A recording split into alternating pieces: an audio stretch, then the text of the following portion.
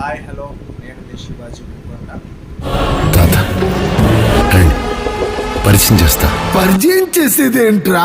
మరి చూస్తారేంట్రా? పరిగెత్తండి. ఈరోజు వీడియో ముందుకు రావడానికి కారణం ఏంటంటే ఈరోజు పాస్ ఫొటోస్ ఎలా తీయాలి అనే సబ్జెక్ట్ గురించి మనం నేర్చుకోబోతున్నాం.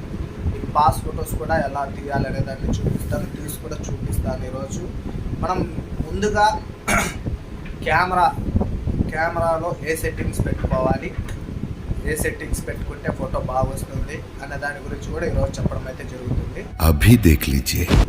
మీకు ఈరోజు కంప్లీట్గా మీరు మ్యాక్సిమం ఒక ఫోటోగ్రాఫర్గా కూడా తీరుతారని నమ్ముతున్నాను. ఎందుకంటే ఒక మినిమం 3 సెట్టింగ్స్ అండి ఫోటోగ్రఫీలో.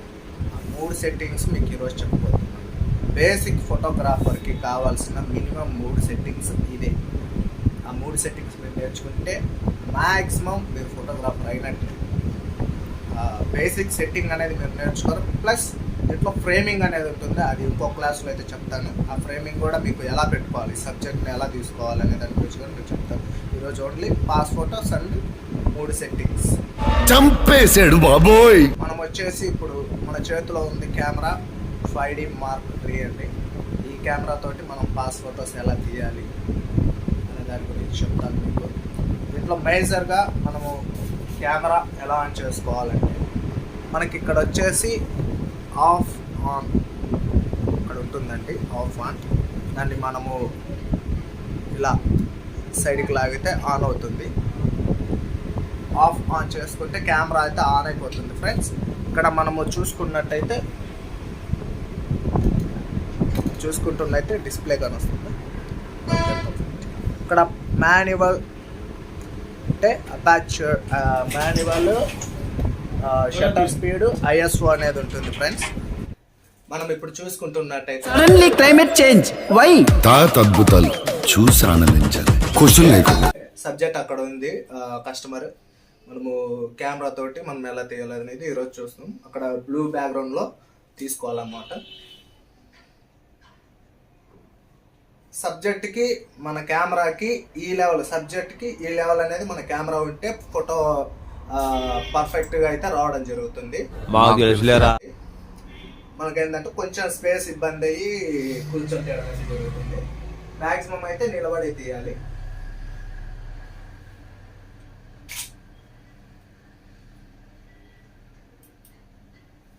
చూశారు కదా ఫ్రెండ్స్, ఫోటో అయితే ఎంత క్లియర్గా వచ్చిందో. ఇప్పుడు మనము సిస్టంలో అయితే ఈ ఫోటోని చూద్దాం. మనమైతే ఇప్పుడు కెమెరాలో చిప్ అనేది ఇలా రిమూవ్ చేసుకోవాలి. అది మనమైతే ఇప్పుడు కెమెరాలో చిప్ అనేది ఇలా రిమూవ్ చేసుకోవాలి. ఇక్కడ డోర్ ఉంటుంది, చేస్తే చిప్ మనం దీన్ని ఇప్పుడు సిస్టంలోకి ఎలా చేసుకోవాలనేది చూద్దాం. మనమైతే ఇది హబ్ అంటారండి. దీన్ని ఇలా పెట్టేసి సిస్టానికి అటాచ్ చేయాలి.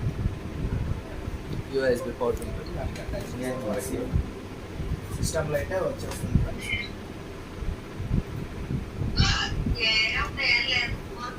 ఇది ప్రాజెక్ట్. ఇప్పుడు మనము డైరెక్ట్ స్క్రీన్ రికార్డింగ్లో మనము చూద్దాము. ఏంట్రా ఇలాంటి పని చేసాడు అందరూ.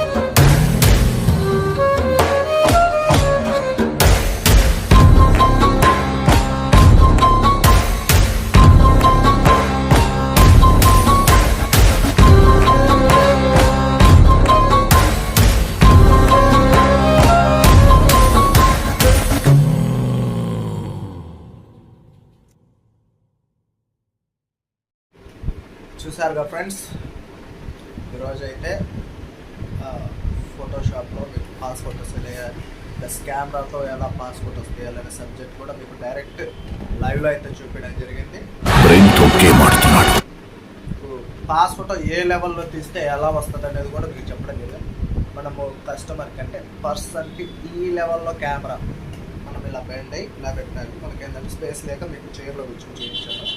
ఈ లెవెల్లో పెట్టినప్పుడు ఏంటంటే పర్ఫెక్ట్గా లెవెల్ అనేది ఉంటుంది.